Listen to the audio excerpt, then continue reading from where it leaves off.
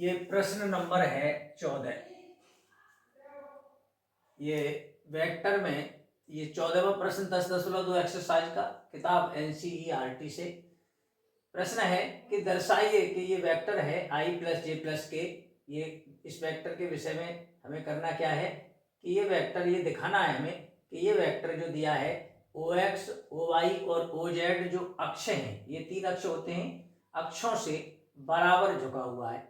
यानी इन तीनों अक्षों के साथ ये वेक्टर बराबर झुका हुआ है या बराबर के कोण बनाता है, एक ही बात है। तो यहाँ से इसका हल देखेंगे। तो हमने मान लिया है ये दिया हुआ सदिश ए है, तो ए से व्यक्त कर दिया है। इसे व्यक्त करने के बाद इसका मॉड और निकाले देते हैं, तब हम जो बात संबंधित टॉपिक है उस पर ध्यान देंगे। पहले इसका मॉड निकाल लेते हैं वेक्टर का। 1 स्क्वायर आई के गुणांक को लिख के वर्ग कर दिया। इसी तरह जे और के दोनों सबके गुणांक एक ही है, 1 है, तो ये 3 आ गया। आगे है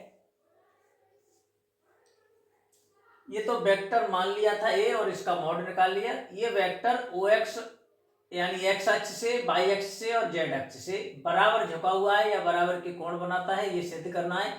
तो जब बराबर के कोण बनाता है तो इनकी दिक्कोज्याएं भी बराबर ही आएंगी। समान 3 दिक्कोज्या होती है किसी भी वेक्टर की, तो इनकी दिक्कोज्या निकालो। यदि बराबर कोण बना रहा होगा तो इन तीनों अक्षों के साथ जो कोण होते हैं उन कोणों के कॉस को ही दिक्कोज्या कहते हैं। तो इन तीनों दिक्कोज्याओं को निकालते हैं। यदि कोण बराबर बना रहे होंगे तो दिक्कोज्याएं भी समान आएंगी। समान आएंगी तो ये समझ लो सिद्ध हो गया, बराबर झुका हुआ है। तो अब दिक्कोज्या निकालिए। जहां दिक्कोज्या क्या होती है 3 दिक्कोज्या होती है, इनको व्यक्त करते हैं L, M, M।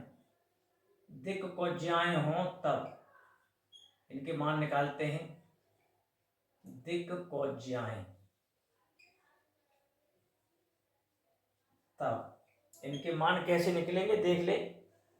L बराबर पहली दिक्कोज्या L से व्यक्त करते हैं, इसको cos अल्फा भी कहते हैं, और इसका मान होता है I का गुणांक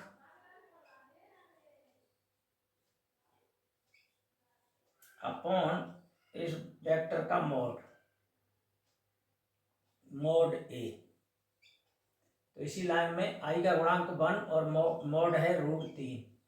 इसी तरह M, ये cos बीटा भी इसको लिखते हैं, और ये J का गुणांक आएगा, यहाँ पर ये डॉट डॉट में गुणांक समझा जाएगा, अपॉन वेक्टर का मॉड, और ये मान भी 1 है। J का गुणांक भी इस वेक्टर में 1 है, सबके गुणांक तो 1 है। और अंतिम N, इसको cos गामा भी लिखते हैं, K का गुणांक अपॉन वेक्टर का मॉड, और ये निकल के आया 1/√3।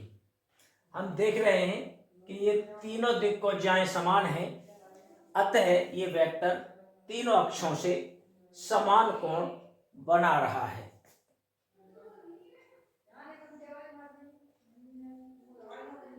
ये तीनों बराबर हैं, यही तय करता है कि ये वेक्टर तीनों अक्षों से बराबर रूप से झुका हुआ है।